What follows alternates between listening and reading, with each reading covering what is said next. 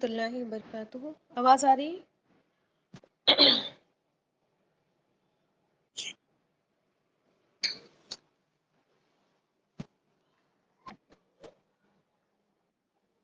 جی. چلیں اب class start کر دیتے ہیں ہم. ان الحمد للہ نحمده ونستعینه ونستغفره ونعوذ باللہ من شرور انفسنا ومن سیئات اعمالنا فمن يهد الله فلا مضل له ومن يضلل فلا هادي له واشهد ان لا اله الا الله وحده لا شريك له واشهد ان محمدا عبده ورسوله.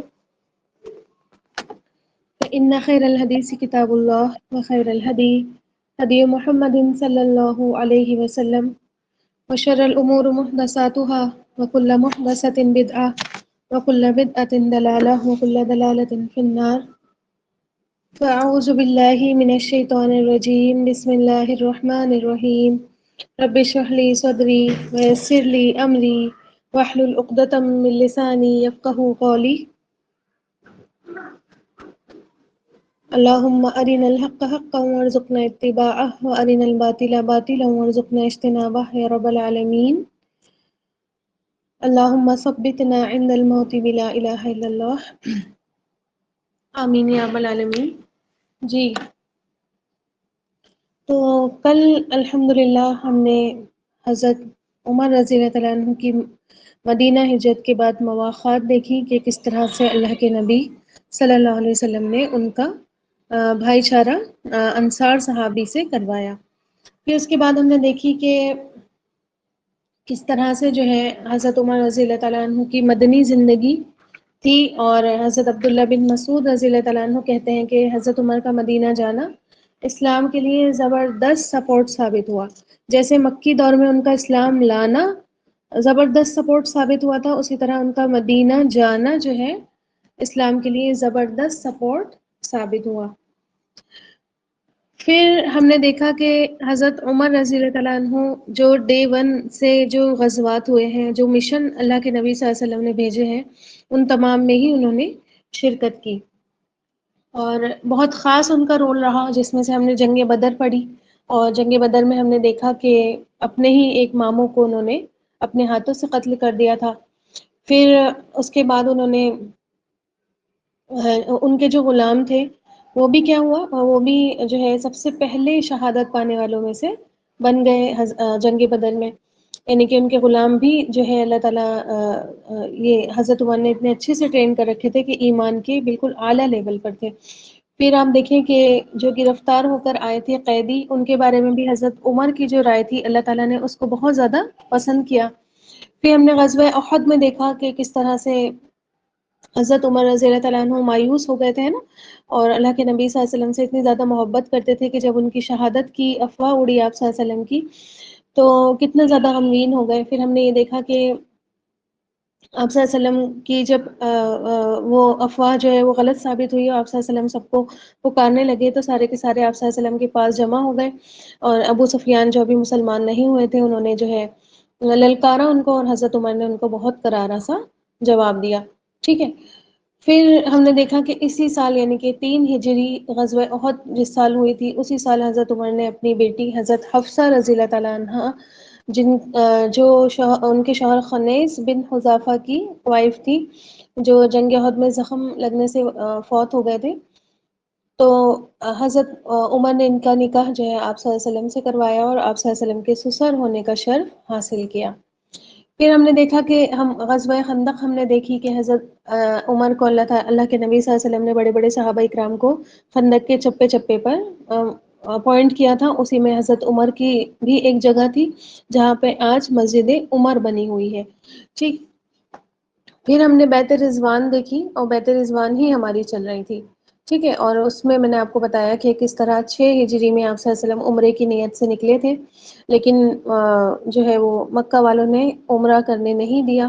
کچھ صلح نامہ آپ صلی اللہ علیہ وسلم سے لکھوایا، اور جس میں یہ شرط تھی کہ اس سال ہم واپس چلے جائیں اور اگلے سال اب عمرہ کرنے آئیں گے. تو بہت سارے مسلمانوں کو یہ بات اچھی نہیں لگی، اور ان کو یہ لگا کہ یہ صلح نامہ جو ہے ہمارے اگینسٹ ہے، اور ہماری جو ہے اس سے میچ نہیں کر رہا. اور بہت زیادہ مایوس ہوئے سب کے سب، کیونکہ بہت تیاری اور بہت خوشی کے ساتھ وہ لوگ نکلے ہوئے تھے. ٹھیک ہے. تو اب کیا ہوتا ہے کہ حضرت عمر بھی آپ صلی اللہ علیہ وسلم سے آ کر سوال جواب کرتے ہیں. خیر اس کہتے ہیں بعد میں کہ اس چیز کا مجھے ہمیشہ افسوس رہا کہ میں نے آپ صلی اللہ علیہ وسلم سے آ کر سوال جواب کیا. اچھا آپ دیکھیں کہ جب واپس ہونے لگے سارے کے سارے مسلمان، اب ان شاء اللہ تعالیٰ آگے کی بات کرتے ہیں. تو جب سارے کے سارے واپس ہونے لگے تو راستے میں ہی جو ہے سورۃ الفتح نازل ہوئی. ٹھیک ہے. جس کا بھی میں نے ایک آپ کو بتایا تھا کہ جنہوں نے بیعت رضوان کی، یعنی کہ اللہ کے نبی صلی اللہ علیہ وسلم سے بیعت کی تھی حضرت عثمان کے لیے، وہ سارے کے سارے مومنوں سے اللہ تعالیٰ کیا ہو گیا ہے، راضی ہو گیا ہے. ٹھیک ہے. تو ایک آیت تو وہ تھی، لیکن اسی کے بیچ میں کیا ہو گیا، یہ آیت نازل ہوئی انا فتحنا لک فتحا مبینا، کہ بے شک ہم نے اے نبی کریم صلی اللہ علیہ وسلم آپ کو بالکل کھلم کھلا فتح عطا کر دی ہے. ٹھیک ہے. تو جب آپ دیکھیں کہ ظاہر ہے یہ بہت بڑی خوشخبری مسلمانوں کے لیے تھی، اور اللہ تعالیٰ کسی چیز کو فتح کہہ دے، اور چاہے اس میں ہمیں حکمت نظر آتی ہو یا نہیں آتی ہو، وہ فتح ہی ہوتی ہے. ٹھیک ہے. کامیابی ہی ہوتی ہے، بہت بڑی کامیابی ہوتی ہے. حالانکہ مسلمان کامیاب تو نہیں ہوئے تھے اس وقت، نہ تو کوئی جنگ ہوئی تھی، اور جو صلح لکھوائی گئی تھی وہ بھی اس وقت مطابقت نہیں رکھتی تھی حالات سے، سچویشن کے اکارڈنگ نہیں تھی مسلمانوں کی. تو لیکن اس کے باوجود اللہ تعالیٰ اس کو فتح کہہ رہا ہے، تو وہ حقیقت میں فتح ہی تھی. ظاہر ہے 6 حدیبیہ جو ہے وہ 6 ہجری میں ہوئی ہے، اور 8 ہجری میں مکہ فتح ہو گیا ہے. ٹھیک ہے.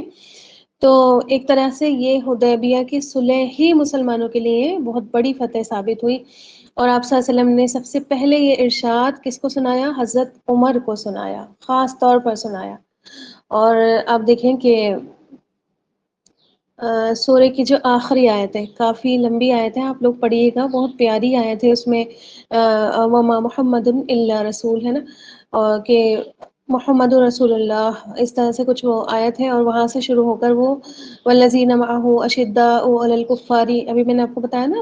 حضرت یہ تمام صحابہ اکرام کی اس میں کوالٹیز بتائی گئی کہ کفار پر شدید ہوتے ہیں، سخت ہوتے ہیں، اور مومنوں پر رحم ہوتے ہیں. سورہ فتح. ٹھیک ہے. سورہ فتح کی آخری آیت،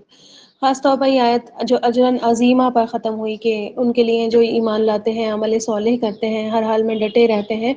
اور ان کے لیے اللہ تعالیٰ نے بہت بڑی مغفرت کا وعدہ کیا اور بہت بڑے اجر کا وعدہ کیا. تو آپ دیکھیں کہ صحابہ اکرام کی اتنی بڑی خصوصیت، اور خاص طور پر آپ دیکھیں اللہ تعالیٰ نے وہاں پر تورات اور انجیل کا حوالہ دیا، کہ جو خاصیت قرآن صحابہ اکرام کی بیان کرتا ہے. سورہ فتح ہے 26 پارے میں. ٹھیک ہے. 26 پارے میں ہے سورہ فتح. تو آپ دیکھیں کہ جو قرآن صفت بیان کرتا ہے نبی کریم صلی اللہ علیہ وسلم کی، وہی صفت تورات اور انجیل میں اللہ تعالیٰ نے آپ صلی اللہ علیہ وسلم کے صحابہ اکرام کی بیان کی. آپ سوچیں کہ ایک بندہ جس کو پتہ نہیں ہے کہ میرا ذکر کہاں کہاں ہو رہا ہے، اور اس کو پتہ چل جائے کہ اس کا ذکر خیر اور اتنا پیارا ذکر ہر جگہ ہوا ہے، تو اس کو کتنی خوشی ہوتی ہے نا. ہوتی ہے یا نہیں ہوتی ہے بتائیں. اور خاص طور پر اللہ سبحانہ و تعالیٰ تعریف کرے، قرآن میں بھی کرے، اور یہ بھی بتائے کہ انہی صحابہ کی جو ہے وہ تعریف میں نے انجیل میں بھی کی ہے، میں نے تورات میں بھی کی ہے، آسمانی کتابوں میں کی ہے. کتنی خوشی ہوتی ہوگی. ٹھیک ہے. تو آپ دیکھیں کہ اللہ تعالیٰ کی طرف سے صحابہ اکرام اور آپ صلی اللہ علیہ وسلم کے لیے اللہ تعالیٰ کی یہ خوشنودی، یہ رضامندی، یہ آخرت کی کامیابی کا سرٹیفکیٹ جو ہے، آپ دیکھیں کہ بہت زیادہ اللہ تعالیٰ نے ان کی تعریف کی، ان کے اخلاص جو ہے اور زیادہ بڑھ گئے. تمام صحابہ اکرام رضی اللہ تعالیٰ عنہم اجمعین بہت زیادہ خوش تھے. ٹھیک ہے. اور آگے کے جو واقعات ہوئے، یعنی کہ آگے آگے بڑھتے جائیں گے، آپ سیرت آپ نے پڑھی ہوگی تو آپ کو پتہ ہوگا کہ صلح حدیبیہ کے بعد جو کام ہوئے، یعنی کہ آپ صلی اللہ علیہ وسلم نے باہر ہے نا جو لیٹرز بھیجے بادشاہوں کو، اور لوگ بہت سارے لوگ اسلام میں داخل ہونے لگے تھے. تو جب وہ آگے کے واقعات ہوئے تو حضرت عمر جو ہے ان کو بہت زیادہ ندامت ہوئی، بہت زیادہ شرمندہ ہوئی، اور خاص طور پر نفل پڑھ پڑھ کے بہت عاجزی کے ساتھ اللہ تعالیٰ سے دعائیں مانگا کرتے تھے، اللہ تعالیٰ سے بخشش مانگا کرتے تھے، روزے رکھا کرتے تھے، اور اب بہت سارے غلاموں کو انہوں نے آزاد کیا، اور آخر تک وفات تک، جب تک حضرت عمر کی وفات نہیں ہوئی ہے اس وقت تک جو ہے ان کو اس بات کا پچھتاوا رہا ہے، ٹھیک ہے۔ خیر یہ ایک مومن کا کردار ہوتا ہے، اس میں کوئی شرم کی بات نہیں ہے کہ انسان سے غلطی ہو اور وہ معافی مانگ لے، ٹھیک ہے، یہی تو ایک مومن کی پہچان ہوتی ہے۔ اللہ تعالیٰ تو فرماتے ہیں کہ ہر بنی آدم خطا کار ہے، کوئی ایسا نہیں ہے سوائے انبیاء اکرام کے جس نے خطا نہیں کی ہے، چاہے وہ کتنا بھی اللہ تعالیٰ کا متقی بندہ ہو، محسن بندہ ہو، بہت اچھا مومن ہو، ہر بندہ خطا کار ہوتا ہے، ٹھیک ہے، اس سے خطائیں ہو جاتی ہیں، ہے نا، انسانی فطرت کا تقاضا، یا پھر کہیں کہ انسان اپنی عقل چلا لیتا ہے کہیں کہیں تو اس وجہ سے اسے خطا ہو جاتی ہے، کہیں جان بوجھ کر کر لیتا ہے، کہیں انجانے میں کر لیتا ہے، ہر کسی سے خطا ہو جاتی ہے، کوئی بھی فرشتہ، اللہ نے فرشتے نہیں بنایا ہے انسان کو، آ رہی بات سمجھ میں؟ کبھی بھی، اور آپ لوگ بھی یہ بات ہمیشہ یاد رکھیے کہ کوئی انسان فرشتہ نہیں ہوتا ہے، چاہے وہ میم ہی کیوں نہیں ہو، ٹھیک ہے، مجھ سے بھی غلطیاں ہوتی ہیں، مجھ سے بھی گناہ ہو جاتے ہیں، اللہ تعالیٰ ہم تمام کے گناہوں کو معاف کر دے، اللہ تعالیٰ ہمارے لیے بھی بخشش کے پروانے نکال دے۔ تو سب سے گناہ ہوتے ہیں، سب سے خطائیں ہوتی ہیں، لیکن اللہ تعالیٰ کو وہ بندہ بہت پسند ہے جو کیا کرتا ہے، اپنے گناہوں پر شرمندہ ہو جاتا ہے، ندامت ہو جاتی ہے اس کو، ہے نا، وہ اللہ تعالیٰ سے بخشش طلب کرتا ہے، کفارے ادا کرتا ہے۔ اب آپ کو تو نہیں دکھ رہا، آپ نے گناہ کرتے ہوئے ایک بندے کو دیکھ لیا اور بس آپ نے اس کے اوپر لیبل لگا دیا کہ بھائی دیکھو اتنا بڑا گناہ کر لیا انہوں نے، تو یہ تو بہت غلط ہے نا۔ اب آپ نے تو نہیں دیکھا اندر اندر اس نے اللہ سے کیسے توبہ کی، اللہ سے کیسے معافی مانگی، اللہ کیا کفارے اس نے ادا کر دیے، ٹھیک ہے، تو کسی کو بھی جج نہیں کرنا ہے ہمیں، ٹھیک، ہر ایمان والا جو ہے ایمان والا ہوتا ہے اور اللہ تعالیٰ کو پسند ہوتا ہے، اور یہی مومن کا کردار ہوتا ہے کہ غلطی کرے اور پھر سے پلٹ آئے، غلطی کرے اور پھر سے پلٹ آئے۔ اور دیکھیں اس بارے میں تو اتنی بہترین اللہ کی حدیث ہے کہ اگر کوئی قوم کوئی گناہ ہی نہیں کرے گی تو، اور صرف نیکیاں نیکیاں ہی کرے گی، اللہ تعالیٰ اس قوم کو پلٹ دے گا اور ایسی قوم لے کر آئے گا جو گناہ کریں گے اور معافی مانگیں گے، یعنی کہ معافی مانگنا بندے کی اللہ تعالیٰ کو بہت زیادہ پسند ہے، ٹھیک ہے، عاجزی آ جاتی ہے نا انسان کے اندر جب وہ خوب معافی مانگتا ہے، خوب معافی مانگتا ہے، تو ظاہر ہے آپ دیکھیں معافی کس سے مانگی جاتی ہے اور کیسے مانگی جاتی ہے، اپنی انا کو، اپنی ایگو کو ایک طرف رکھ کر ہی تو سوری بولی جاتی ہے نا، سوری بولنے میں کتنی ایگو آڑے آتی ہے نا، آتی ہے یا نہیں آتی، سب کی آتی ہوگی، ایسا کوئی نہیں آج ایک چھوٹا بچہ بھی آپ دیکھ لیں گے اس کے اندر اس بات کو لے کر نیچرل ایگو رہتی ہے، تبھی تو اللہ تعالیٰ نے اس طرف سے ہمیں آزمایا ہے نا کہ معافی مانگے بندے اللہ تعالیٰ سے، اللہ کی آزمائش بھی ہے یہ، تو آپ دیکھیں کہ معافی جب ہم انسان مانگتا ہے تو اپنی ایگو، اپنی انا ایک طرف اس کو رکھنی ہی پڑتی ہے، اور ظاہر ہے جس نے اپنی ایگو ایک طرف رکھ دی، جس نے اپنی انا ایک طرف رکھ دی، تو پھر کیا ہے بتائیں، عاجز ہی ہو گیا نا وہ، تو پھر بندہ مومن ہی ہو گیا، اللہ تعالیٰ کا ہی بندہ ہو گیا، وہ غلام ہی ہو گیا، غلام ایسے ہی ہوتے ہیں، ان کی اپنی کوئی مرضی نہیں ہوتی، غلاموں کی اپنی کوئی ایگو نہیں ہوتی، ٹھیک ہے، تو اللہ تعالیٰ کو معافی مانگنے والے بندے بہت زیادہ پسند ہیں، ٹھیک، تو کسی کو بھی جج نہیں کرنا ہے انشاءاللہ تعالیٰ آج کے بعد، ٹھیک، اگر کوئی گناہ کر رہا ہے، آپ پردہ کر رہی ہیں، کوئی نہیں پردہ کر رہا تو اس کو نہیں گناہ گار سمجھیں گے، ٹھیک ہے، اس کے لیے ہدایت کی دعا کریں گے، کیا پتہ وہ کب پلٹ آئے، اگر کوئی نماز نہیں پڑھ رہا ہے، آپ 5 وقت نماز پڑھ رہی ہیں تو اس کے لیے اس کو جج نہیں کریں گے، اس کے لیے دعا کریں گے، کیا پتہ وہ کب پلٹ آئے، ٹھیک ہے، اسی طرح آپ دیکھیں کہ بہت سارے گناہ جو ہم نہیں کرتے ہوتے ہیں اور ہمیں برے لگتے ہیں اور کوئی اور کر رہا ہوتا ہے تو ہمیں کیا ہوتی ہے، کراہیت ہوتی ہے، تو اس کے گناہ سے کراہیت کریں گے، نہ کہ اس پرٹیکولر شخص سے،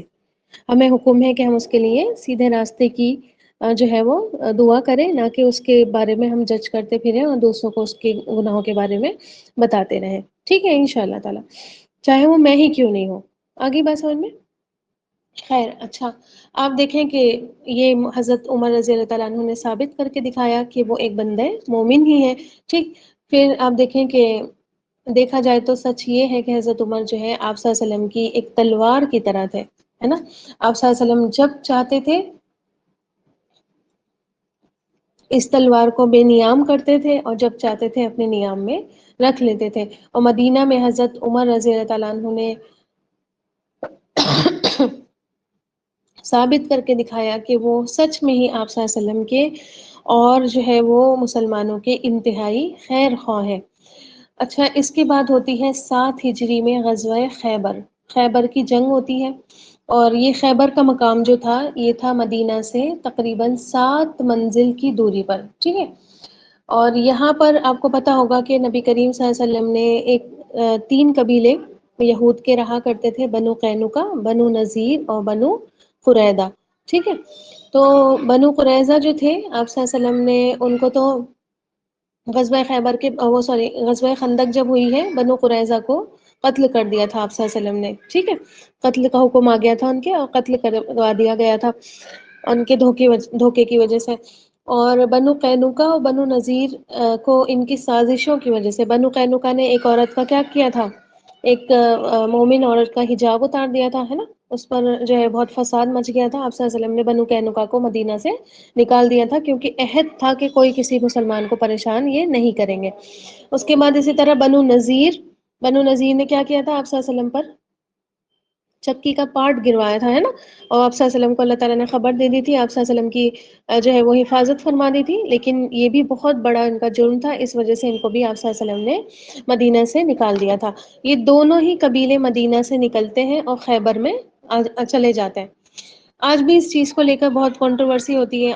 देखे होंगे आपने पोस्टर्स उठाए होते हैं यहूदी और कहते हैं Khyber was your last chance, है ना? खैबर से आपने निकाला था हमें मुसलमानों ने, ये तुम्हारा आखिरी मौका था, अब हम बदला ले रहे हैं। अब हम गाज़ा से, फ़िलिस्तीन से लोगों को निकाल रहे हैं, ठीक है? तो वो उनको ये बदला लगता है। हुँ? कि हम बदला ले रहे हैं, इन्होंने हमें खैबर से निकाला था, हालाँकि ये लोग ये नहीं देखते हैं कि हम क्यों निकाले गए थे, हमने क्या किया था। ख़ैर अब देखें कि ये लोग वहाँ पर आबाद हो गए थे, इन्होंने वहाँ बहुत मज़बूत किले बनाए थे, बहुत ही जिसको कहते हैं ना कि बहुत स्ट्रॉन्ग वाले किले बनाए थे और यहाँ पर बैठकर अपनी साज़िशें करने लगे थे। कुरैश को उभारते थे, है ना? और ये जो अब जंग हुई थी ना ग़ज़वा खंदक की जो जंग हुई थी, खंदकें खोदी गई थी, ये इन्हीं के सरदारों के भड़काने की वजह से कुरैश जो है आ गए थे आमने-सामने। फिर बनु कुरैज़ा ने जो बदअहदी की थी वो इन्हीं दोनों के सरदारों ने जाकर उनको भी भड़काया था कि हम तुम्हारा साथ देंगे, तुम बदअहदी कर दो। ऐन जंग के मौके पर उन्होंने क्या किया था? बदअहदी कर दी थी। तो आप देखें कि बहुत सारे कबीलों को भड़काते थे, हमले पर उकसाते थे, माली और फ़ौजी मदद भी पेश करते थे। आपको पता होगा ये लोग हथियार बनाया करते थे, है ना? तो ये कहते थे कि हम सब तरह से तुम्हें वो करेंगे,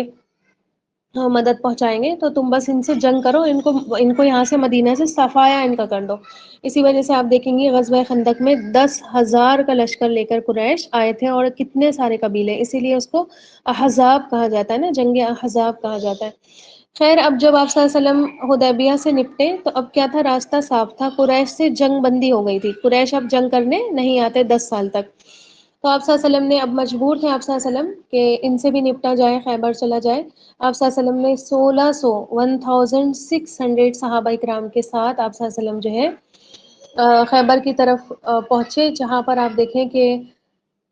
1600 के मुकाबले में 20,000 20,000 बेहतरीन हथियार और जंगजू यहूदी मौजूद थे। ख़ास तौर पर उनके किले बहुत मज़बूत थे, है ना? लेकिन उसके बावजूद अल्लाह ताला की मदद आई, है ना? और ईमान मज़बूत थे, ईमान मज़बूत थे तो अल्लाह ताला की मदद आ गई। अल्लाह की मदद आ गई तो फिर क्या हुआ? बहुत सारे किले वन बाय वन फ़तेह हो गए। सिर्फ़ एक किला था जिसका नाम था कामूस, ठीक है? एक किला था और जिसके सरदार था मरहब। उसका किला था ये कामूस, ये फ़तेह होने में नहीं आता था, ठीक है? आप सल्लल्लाहु अलैहि वसल्लम ने हज़रत अबू बकर को सरदार बनाकर लश्कर भेजा, लेकिन कामयाब नहीं हो सके। फिर बराबर हज़रत उमर रज़ी अल्लाह तआला अन्हु की क़यादत में हमले होते रहे, लेकिन वो भी कामयाब नहीं हो सके। आखिरकार हज़रत अली के हाथों किले फ़तेह हुआ और वो मरहब जिसका वो किला था, वो भी मारा गया, ठीक है?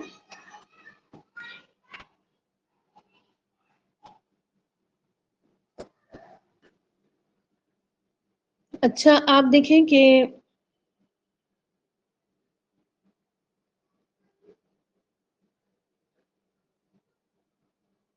इससे ये जो खैबर फ़तेह हुआ है और ये यहूदी सारे यहाँ से भागे हैं, इसी खैबर की जो ज़मीन थी, ठीक है? अब मैं आपको एक बहुत इम्पोर्टेंट बात बताने जा रही हूँ और इस बात को आप लोग हमेशा याद रखेंगी, ठीक है? बहुत इम्पोर्टेंट बात है क्योंकि आज हमारे वक़्फ़ पर क्या हो रहा है? हमला हो रहा है ना? وقف بورڈ پر ہمارے حملہ ہو رہا ہے اور ظاہر ہے اس میں ہماری ہی کمیاں ہیں، ٹھیک ہے، میں کسی کی بات نہیں کہنا چاہتی ہوں لیکن زبان پر آ جاتی ہے تو ہماری ہی کمیاں ہیں، یہ ہماری کوتاہیاں ہیں، ٹھیک ہے، ہم نے اس طرح سے وقف پراپرٹی کو استعمال نہیں کیا جیسے اس کا حق تھا اس کو یوز کرنے کا، ٹھیک ہے، ہم نے کیا کیا، اس سے اپنی پراپرٹیز بنائی، اپنی جائیدادیں کھڑی کی، اپنے عیش و عشرت میں اس کو لٹا دیا، مسلمانوں کی طرف توجہ۔ آج پتہ ہے اگر وقف جو ہے صحیح سے یوز ہو رہا ہوتا تو آج کوئی مسلمان پریشان نہیں ہوتا۔ آ رہی بات سمجھ میں؟ تھرڈ لارجسٹ پراپرٹی ہے پورے انڈیا کی، آپ امیجن نہیں کر سکتے، لاکھوں کروڑوں ایکڑ میں زمین ہے اور لاکھوں کروڑوں سینکڑوں ایکڑ میں جو ہے انکم ہے، سمجھ لیجئے کروڑوں میں انکم ہے، اربس میں انکم ہے۔ اگر صحیح سے ان وقف کا یوز ہوا ہوتا، وقف کس لیے ہوتے ہیں کہ ان سے جو آمدنی ہوگی، ان سے جو کمائی ہوگی اس کو مسلمانوں کی فلاح اور بہبود میں لگایا جائے گا، ہے نا، لیکن ایسا تو سب نے اپنے پرسنل یوز میں اس کو کیا، ٹھیک ہے، اسی وجہ سے آج جو ہے اتنا زیادہ ٹارگٹ وقف کو کیا گیا۔ جب اپنی کمیاں ہوتی ہیں نا تو پھر ہر کوئی کیا کرتا ہے، اس پر انگلی اٹھاتا ہے، ٹھیک۔ خیر آپ دیکھیں کہ میں آپ کو ایک بات بتانے جا رہی ہوں کہ جو خیبر کی زمین فتح ہوئی تھی اس میں سے سب سے پہلا اسلام کا وقف نکالا گیا تھا، ٹھیک ہے، اور یہ زمین آپ صلی اللہ علیہ وسلم نے حضرت عمر کو دی تھی، ٹھیک ہے، حضرت عمر رضی اللہ تعالیٰ عنہ کو دی تھی، اور انہوں نے بھی، حضرت عمر نے بھی یہ زمین جو ہے اللہ تعالیٰ کے راستے میں وقف کر دی تھی، ٹھیک ہے، سب سے پہلا یہ وقف تھا۔ اور آپ دیکھیں کہ اس کی جو انکم ہوا کرتی تھی، یعنی اس زمین کی جو انکم ہوا کرتی تھی، یہ حضرت عمر اپنے یوز میں نہیں لیتے تھے بلکہ کس کے یوز میں لیتے تھے، فقیروں کے اور قرابت داروں کے، غلاموں کے، مسافروں کے، اور کوئی مہمان آ جاتا تھا تو اس پر خرچ کرنے کے لیے یہ مخصوص کر دی گئی تھی، اسی کے لیے خاص کر دی گئی تھی۔ اس میں سے کوئی بھی اپنے ایون پرسنل یوز میں لینا گناہ، بہت ویسے تو ہے ہی گناہ لیکن سمجھا بھی جاتا تھا، جیسے کہ آج نہیں سمجھا جاتا ہے اس چیز کو گناہ، لیکن وہ گناہ ہوتا بھی تھا اور اس کو سمجھا بھی جاتا تھا گناہ، مطلب ایک درہم کے لیے بھی بہت زیادہ انسان کے دل لرزتے تھے کہ کہیں ہماری پکڑ نہیں ہو جائے اس چیز کو لے کر، ٹھیک ہے، تو یہ اسلام کا پہلا وقف تھا جو حضرت عمر نے کیا تھا، ٹھیک ہے۔ اچھا آپ دیکھیں، ہاں یہ زمین خیبر کی ہی زمین تھی جو ابھی ابھی فتح ہوا تھا قلعہ، ٹھیک ہے۔ اچھا پھر ہوتی ہے فتح مکہ 10 رمضان 8 ہجری، ٹھیک ہے، فتح مکہ ہوتی ہے، اور حالانکہ یہ جو معاہدہ تھا حدیبیہ کا، ایک ہوا کتنے سال کے لیے تھا، 10 سال کے لیے ہوا تھا، ہے نا، 10 ایئرس کے لیے ہوا تھا، لیکن صرف 2 ہی سال کے اندر اندر کیا ہوا، دیکھیں اس معاہدے میں ایک شرط یہ لکھوائی گئی تھی کہ دونوں گروہ یعنی کہ قریش بھی بدعہدی نہیں کریں گے اور مسلمان بھی بدعہدی نہیں کریں گے۔ پھر یہ بھی اسی میں لکھا گیا تھا کہ مسلمانوں کے جو حلیف ہوں گے، یعنی کہ جو قبیلے مسلمانوں کے حلیف ہوں گے وہ بھی اس ایگریمنٹ کا پاس رکھیں گے، ٹھیک ہے، یعنی کہ مسلمان تو رکھیں گے ہی رکھیں گے لیکن ان کے جو سپورٹیو وہ ہیں لوگ، قبیلے ہیں، وہ بھی اس ایگریمنٹ کا پاس رکھیں گے، اور قریش جن کو سپورٹ کرتے ہیں، قریش کے جو حلیف ہیں یہ آپس میں ایک دوسرے کو سپورٹ کرتے ہیں، یہ بھی اس معاہدے کا پاس رکھیں گے۔ صرف 2 سال کے اندر اندر قریش کے جو حلیف تھے بنو بکر، انہوں نے خلاف ورزی کی اور مسلمانوں کے جو حلیف تھے بنو خزاعہ، ان کو جا کر قتل کر دیا، ٹھیک ہے، قتل کر دیا۔ اور ساتھ ہی جب بنو خزاعہ کے لوگ آپ صلی اللہ علیہ وسلم کے پاس آئے کہ ہم آپ کے حلیف ہیں اور یہ لوگ جو ہے اس طرح سے انہوں نے ہمارے ساتھ دغا بازی کی ہے، تو آپ صلی اللہ علیہ وسلم نے کہا ٹھیک ہے آپ جو ہے ان کا خون بہا دیجئے، دیت دیجئے ان کی، ٹھیک ہے، لیکن وہ بنو بکر نے دینے سے بھی انکار کر دیا۔ اب کیا ہوتا ہے، معاہدہ ٹوٹ جاتا ہے، ایگریمنٹ ٹوٹ جاتا ہے، اور قریش پہلے تو یہ لوگ جو ہے یہ کام کرواتے ہیں، پوری سپورٹ بنو بکر کو کرتے ہیں، لیکن اب کیا تھی، ان کی قضا آ گئی تھی، ہے نا، اب ان کو دکھ رہا تھا کہ ہماری جو ہے وہ قضا آ گئی ہے، تو ابو سفیان جو ابھی ایمان نہیں لائے تھے وہ آتے ہیں مدینہ، اور 1 بائی 1 کر کے سب کے پاس جاتے ہیں، پہلے آپ صلی اللہ علیہ وسلم کے پاس جاتے ہیں، آپ صلی اللہ علیہ وسلم خاموش رہتے ہیں، بات نہیں کرتے ہیں، پھر ابو بکر رضی اللہ تعالیٰ عنہ کے پاس جاتے ہیں کہ آپ منائیے نا آپ صلی اللہ علیہ وسلم کو کہ ہم دوبارہ ایگریمنٹ کر لیں، تو وہ بھی جو ہے خاموش رہتے ہیں کہ آپ صلی اللہ علیہ وسلم خاموش تھے، میں نہیں بولوں گا۔ ایسے ہی حضرت عمر کے پاس جاتے ہیں، حضرت علی کے پاس جاتے ہیں، لیکن کوئی کام نہیں بنتا، مایوسی سے لوٹ آتے ہیں اور سمجھ جاتے ہیں کہ اب جو ہے وہ گڑبڑ ہو گئی، اب ہمارے ساتھ کچھ نہ کچھ غلط ہوگا۔ خیر آپ دیکھیں آپ صلی اللہ علیہ وسلم 10,000 کی فوج لے کر مدینہ سے مکہ روانہ ہوتے ہیں، اور ایک جگہ ہے مرہ الزہران، ٹھیک ہے، مرہ الزہران کے مقام پر آپ صلی اللہ علیہ وسلم ٹینٹ لگاتے ہیں، اور سبھی سے کہتے ہیں کہ جتنے 10,000 کے 10,000 صحابہ اکرام اپنے اپنے لیے ایک آگ جلائے، ٹھیک ہے، تاکہ روشنی ہو جائے۔ تو سوچیں 10,000 تھے صحابہ اکرام، اور 10,000 ہی کیا جلے، الاؤ جلے، ٹھیک ہے، اس کی اتنی ساری روشنی ہوئی، اور دیکھ کر روشنی یہ جو ہے ابو سفیان باہر نکلا مکہ سے، راستے میں حضرت عباس جو آپ صلی اللہ علیہ وسلم کے چچا تھے ان سے یہ ملاقات ہو گئی۔ خیر یہ لوگ آپس میں بھائی بھائی تھے، کزنس تھے، ہے نا، اور ایک قبیلہ ہی تھا ان کا، ٹھیک، تو ان کو محبت ہی تھی، تو حضرت عباس رضی اللہ تعالیٰ عنہ جو ہے آپ صلی اللہ علیہ وسلم سے ملوانے کے لیے ان کو ابو سفیان کو جو ہے اپنے ہی خچر پر سوار کر کے ان کو لے آئے۔ اچھا وہ جو خچر جس پر وہ گئے تھے حضرت عباس، وہ تھا آپ صلی اللہ علیہ وسلم کا، ٹھیک ہے، تو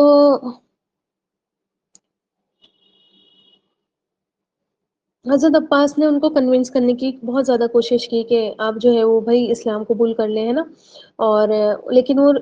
جو ہے منع ہی کرتے رہے، تو انہوں نے کہا چلو ٹھیک ہے، میں تم میرے ساتھ چلو، اور میں ایسا کرتا ہوں کہ میں آپ صلی اللہ علیہ وسلم سے تمہیں امان دلوا دیتا ہوں، میں تمہیں پناہ دلوا دیتا ہوں۔ تو وہ جو ہے خچر پر ان کے پیچھے بیٹھ گئے، اور خچر جو ہے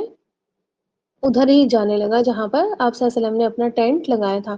ابھی تھوڑے ہی دور تھے تو دیکھ لیا ان کو حضرت عمر نے ٹھیک ہے،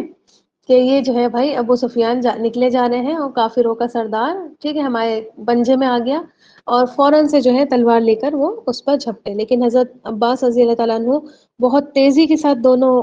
جو ہے وہ گھس گئے آپ صلی اللہ علیہ وسلم کے ٹینٹ میں، اور ساتھ ہی پیچھے سے یہ بھی پیچھے پیچھے گھس گئے، اور کہنے لگے کہ آپ صلی اللہ علیہ وسلم جو ہے وہ ان کو پناہ دے دیجئے، حضرت ان کو ابو سفیان کو پناہ دے دیجئے، حضرت عباس کہنے لگے۔ تو اس پر حضرت عمر کہنے لگے اللہ کے رسول اتنے عرصے کے بعد جو ہے یہ اسلام کا دشمن ہمیں ملا ہے، آپ اجازت دیں میں اس کی گردن اتار دوں۔ تو حضرت عباس کہنے لگے کہ اے عمر، اگر ابو سفیان عبد مناف کے خاندان سے نہیں ہوتا تو پھر وہ تمہارے ہی قبیلے کا آدمی ہوتا، تو تم اسی طرح اس کی جان کے خواہاں نہیں ہوتے کہ اس کی جان بچ جائے اگر یہ میرے قبیلے کا ہوتا۔ تو حضرت عمر کہنے لگے کہ اللہ کی قسم، میرا باپ خطاب اگر اسلام لاتا تو مجھے اتنی خوشی نہیں ہوتی اس وقت جتنی اس وقت ہوئی تھی جب آپ اسلام لائے تھے، ٹھیک ہے، یعنی کہ حضرت عباس رضی اللہ تعالیٰ عنہ بھی بہت لیٹ اسلام لے کر آئے تھے نا، یاد ہوگا آپ لوگوں کو، تو آپ دیکھیں کہ وہ کہنے لگے کہ مجھے جو ہے اسلام لانے میں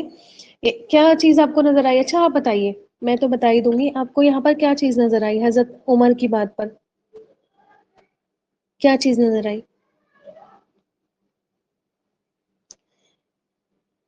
ہوں،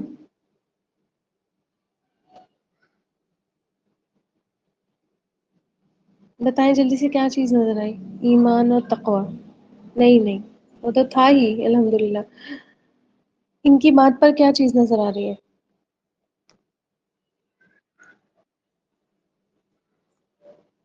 جی، انصاف، سمیہ بارک اللہ فیک، دیکھیں جب کوئی اسلام میں داخل ہو جاتا ہے تو وہ ہمارا بھائی بن جاتا ہے، ٹھیک ہے، اب وہ کسی بھی کلچر سے ہو، کسی قبیلے سے ہو، کسی کاسٹ سے ہو، ہمیں اس سے مطلب نہیں، ٹھیک ہے، ہمیں اس سے مطلب نہیں، بس وہ مسلمان ہے، ہمیں اس کی اسلام کی خوشی ہونا چاہیے۔ تو وہ کہتے ہیں کہ اگر میرا باپ اسلام لے آتا مجھے اتنی خوشی نہیں ہوتی جتنی آپ کے اسلام لانے کی مجھے خوشی ہوئی تھی، ٹھیک ہے، اور یہی ایک مسلمان کی آپ دیکھیں کہ کوالٹی ہوتی ہے کہ وہ ہر طرف سے اٹھ جاتا ہے نا، اور اسلام کے رشتے میں بن جاتا ہے۔ آگے بات سمجھ میں؟ تو وہ کہتے ہیں کہ قبیلہ کی بات آپ کر رہے ہیں، میں قبیلے کی تو مانتا ہی نہیں، ہے نا، آپ کہہ رہے ہیں کہ یہ ابو سفیان میرے قبیلے کا تھا، اور جو ہے وہ اس وجہ سے تم اس پہ حملہ کر رہے ہو، اگر یہ تمہارے قبیلے کا ہوتا تو تم اس کی جان ضرور بچاتے۔ تو وہ الٹ پازیٹیولی اس کا آنسر دیتے ہیں کہ قبیلے کی بات آپ چھوڑ دیجئے، مجھے تو اپنے باپ کی اتنی خوشی نہیں ہوتی اسلام لانے کی جتنی مجھے آپ کی خوشی ہوئی تھی۔ خیر اب دیکھیں کہ حضرت جو عباس رضی اللہ تعالیٰ عنہ آپ صلی اللہ علیہ وسلم کے چچا تھے، اور اس وقت تقاضا تھا کہ ابو سفیان کو سے عفو درگزر کر دی جائے، اس کو معاف کر دیا جائے، اور پھر آپ صلی اللہ علیہ وسلم نے ان کو پناہ دی اپنی، اور ان سے یہ کہا کہ بہت سارے لوگ اب کیا ہے جو گھروں میں داخل ہو جائیں تو ان کے لیے پناہ ہے نا، ان کو کوئی نہیں چھیڑے گا، جو تمہارے گھر میں داخل ہو جائے ان کے لیے پناہ ہے تو ان کو کوئی نہیں چھیڑے گا، بہت اچھے سے ان کو روانہ کر دیا۔ پرامن طریقے سے مکہ فتح ہو گیا، کوئی بھی جو ہے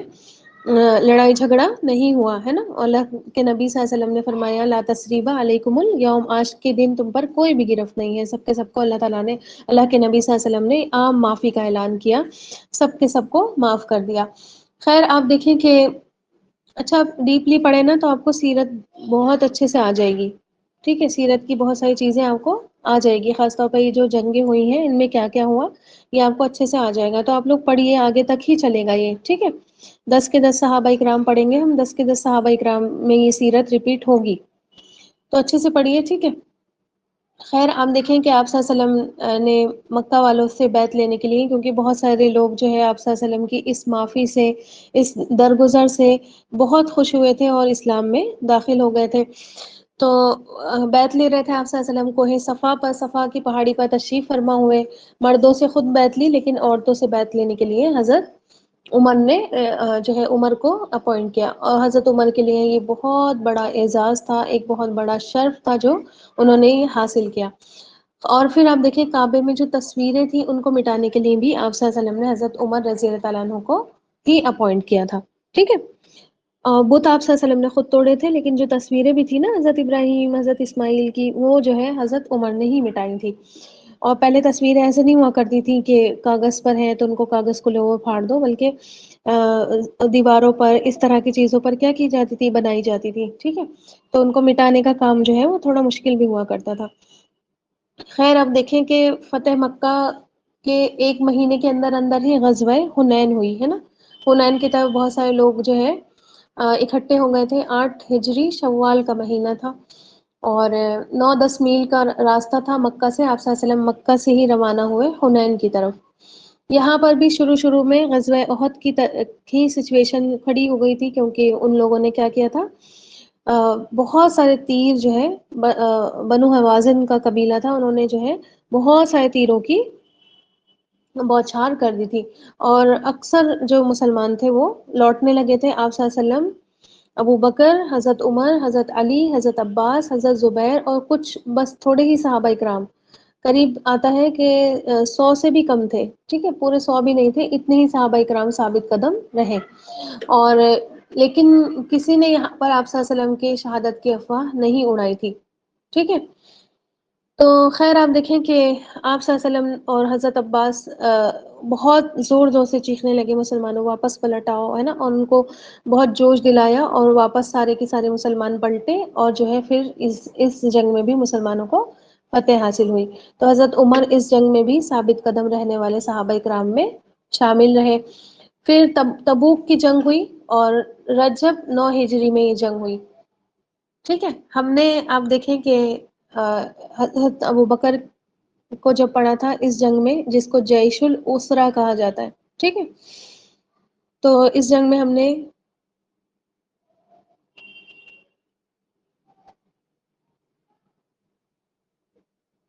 حضرت ابو بکر کی ایک بہت اچھی سی صفت پڑھی تھی، بتائیں کوئی،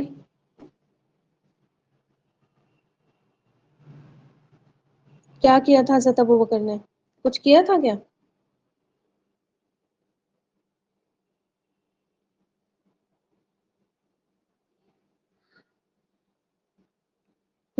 کہاں ہے سب، کچھ بتائیں، کچھ ہوا تھا اس جنگ میں؟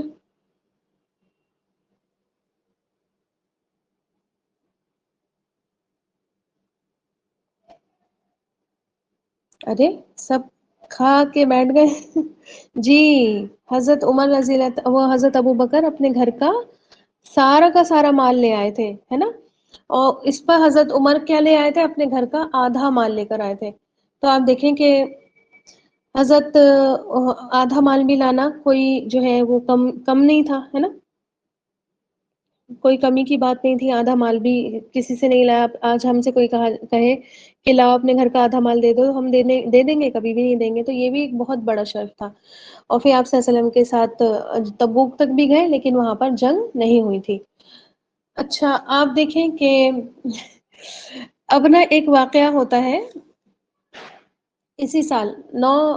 تبوک کی جنگ میں، کیونکہ بہت سارا مال غنیمت حاصل ہوا تھا، ہے نا، اور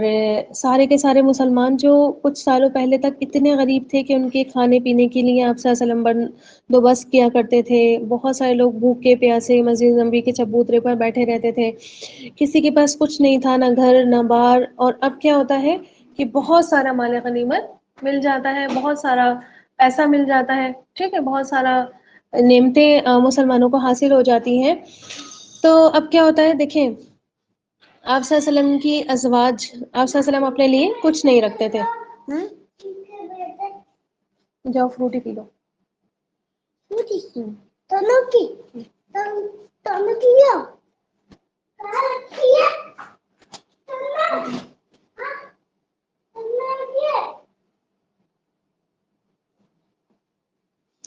میری آواز آ رہی ہے آپ لوگوں کو؟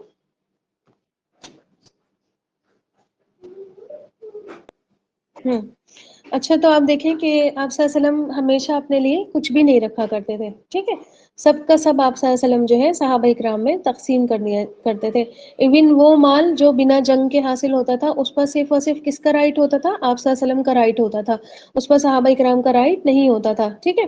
وہ کیونکہ وہ بنا جنگ کے حاصل ہو جاتا تھا، اس کو کہتے ہیں فدق، وہ سوری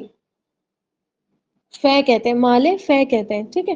تو مال فے جو ہوتا تھا وہ صرف اور صرف آپ صلی اللہ علیہ وسلم کا ہوتا تھا، لیکن وہ بھی آپ صلی اللہ علیہ وسلم صحابہ اکرام میں ہی مال غنیمت کی طرح تقسیم کر دیا کرتے تھے۔ تو جب دیکھیں عورت ہوتی ہے نا، اور ایک انسان ہے، پھر اس کے اوپر عورت ہے، ٹھیک ہے، تو اب وہ کیا ان کی جو وہ تھی ازواج تھیں آپ صلی اللہ علیہ وسلم کی، انہوں نے آپ صلی اللہ علیہ وسلم سے مطالبہ کیا کہ ہمیں بھی کچھ نہ کچھ دیا جائے، جب سارے کے سارے مسلمان اتنے امیر ہو رہے ہیں، ہے نا۔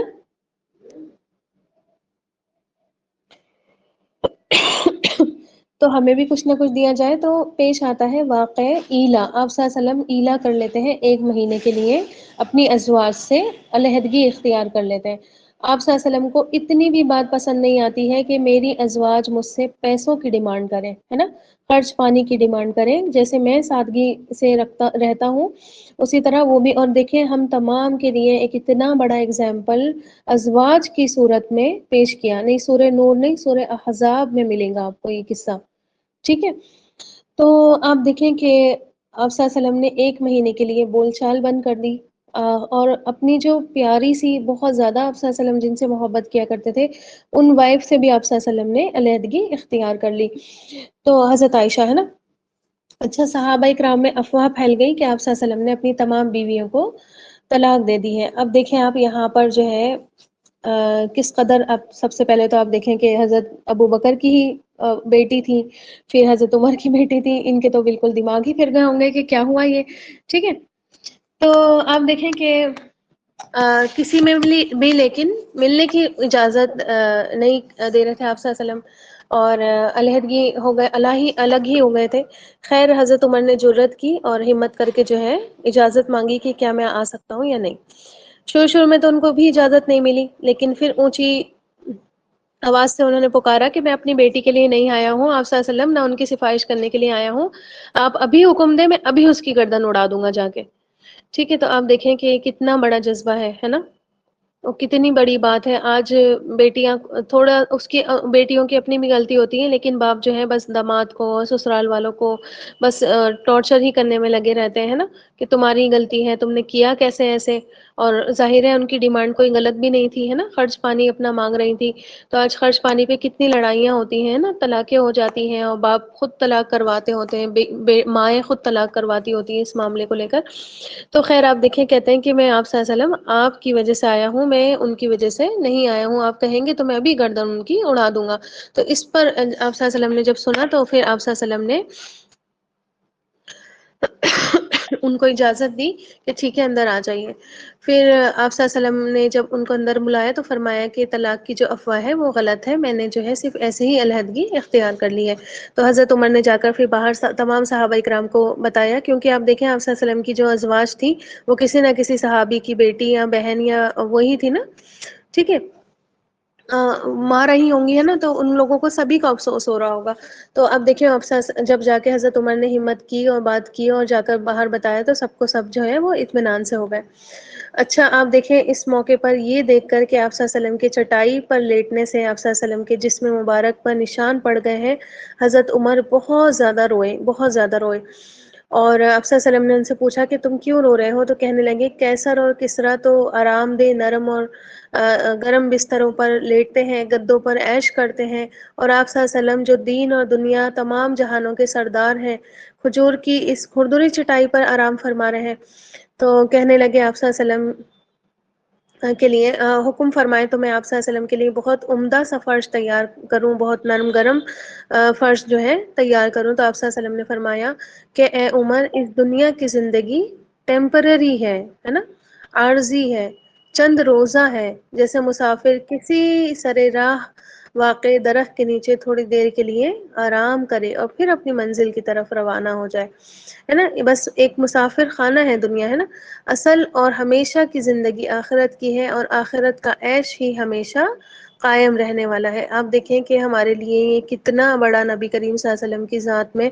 جو اللہ تعالیٰ نے فرما دیا نا، لَقَدْ كَانَ لَكُمْ فِي رَسُولِ اللَّهِ اسوۃ حسنہ، بہت بڑا اللہ کے نبی صلی اللہ علیہ وسلم نے ہمارے لیے ایک نمونہ، ایک ایگزامپل سیٹ کیا ہے، ٹھیک ہے۔ اور خاص طور پر آخرت کا شوق دلایا ہے اور دنیا سے بے رغبتی۔ آپ صلی اللہ علیہ وسلم آپ دیکھیں نا، جیسے کہہ رہے ہیں نا کہ تمام عالمین کے سردار، تمام عالمین کے جو بادشاہ ہیں وہ بیٹھے ہیں چٹائی پر، اور دنیا کے جو چھوٹے موٹے بادشاہ ہیں ان کے لیے اتنی عیش، اتنی عشرت، ٹھیک۔ تو آپ دیکھیں کہ اصل ٹھکانہ انسان کا کہاں ہے؟ دنیا میں تو ایک طریقے سے کیوں آیا ہے انسان، بتائیں؟ آپ صلی اللہ علیہ وسلم چاہتے تو آپ صلی اللہ علیہ وسلم کے پاس اتنا زیادہ مال آتا تھا، بہت کچھ آپ صلی اللہ علیہ وسلم اپنے لیے رکھ سکتے تھے، عیش کر سکتے تھے، لیکن پھر ان لوگوں کا کیا ہوتا جو امت میں غریب ہوتے، وہ عمل نہیں کرتے۔ پھر آپ کو پتا ہے نا، آج چھوٹی چھوٹی باتوں پہ ہم یہ نہیں اچھا یہ بھی نہیں کرتے عمل، ہم کیوں کریں؟ جب یہی نہیں کر رہے ہیں تو ہم کیوں کریں، ہے نا۔ اگزامپل اس طرح سے لوگ نکالتے ہیں۔ اب سوچیں اگر آپ صلی اللہ علیہ وسلم عیش و عشرت کی زندگی گزار رہے ہوتے تو غریب سب سے پہلے یہ کہتا کہ ہم کیوں عمل کریں، آپ صلی اللہ علیہ وسلم تو امیر تھے، آپ صلی اللہ علیہ وسلم نے تو عشرت میں زندگی گزاری، ان کے لیے کیا مشکل تھا، ہمارے لیے تو بہت مشکل ہے، ٹھیک ہے۔ آگے بات سمجھ میں؟ اور یہی کچھ صحابہ کرام کی سیرت سے بھی ہمیں نظر آتا ہے۔ تو اللہ کے نبی صلی اللہ علیہ وسلم نے صرف امت کی خیر خواہی کے لیے، تاکہ امت اپنے ٹریک پر چلتی رہے، امت کا کوئی بھی شخص جو ہے وہ اجر سے محروم نہ ہو، امت کا کوئی بھی شخص نیکیاں کرنے میں آڑ نہ ہو اس کو کہ بھئی میں کیسے کروں، میں تو غریب ہوں۔ اللہ کے نبی صلی اللہ علیہ وسلم نے اتنی غریبی میں، اتنی تنگی میں اور اتنی پریشانی میں اپنی زندگی گزاری، صرف اور صرف اپنی امت کے لیے۔ ورنہ آپ صلی اللہ علیہ وسلم چاہتے تو اللہ تعالیٰ فرماتے نا وَوَجَدَكَ عَائِلًا فَأَغْنَىٰ، کہ آپ کو جو ہے ہم نے مفلس پایا تو ہم نے آپ کو کیا کر دیا؟ غنی کر دیا، ہے نا۔ اب اللہ تعالیٰ نے کوئی کسر نہیں چھوڑی آپ صلی اللہ علیہ وسلم کو غنی کرنے کی، لیکن آپ صلی اللہ علیہ وسلم نے اس طرح کا دنیا داری کا غنا پسند نہیں فرمایا، ہے نا۔ اور آپ صلی اللہ علیہ وسلم اپنی بیویوں سے بھی یہی چاہتے تھے کہ آپ صلی اللہ علیہ وسلم کیا دیکھیں، قرآن میں آیت اتری کہ آپ صلی اللہ علیہ وسلم ان سے جا کر کہیے کہ اگر تمہیں دنیا اور دنیا کی عیش چاہیے تو ابھی ابھی لو اور جاؤ، دفع ہو جاؤ، ہے نا، طلاق دے دیتا ہوں، جاؤ اسی دنیا کو لے کر بہت دنیا دے دوں گا تمہیں، ٹھیک۔ اور دے بھی سکتے تھے آپ صلی اللہ علیہ وسلم، اگر اللہ اور اس کے رسول کو پسند کرتی ہو اور اطاعت کرنا چاہتی ہو تو پھر تمہارے لیے آخرت میں بہت مغفرت، عزت والا رزق اور بہت بڑا اجر ہے۔ اور اس طرح پھر آپ صلی اللہ علیہ وسلم دیکھیں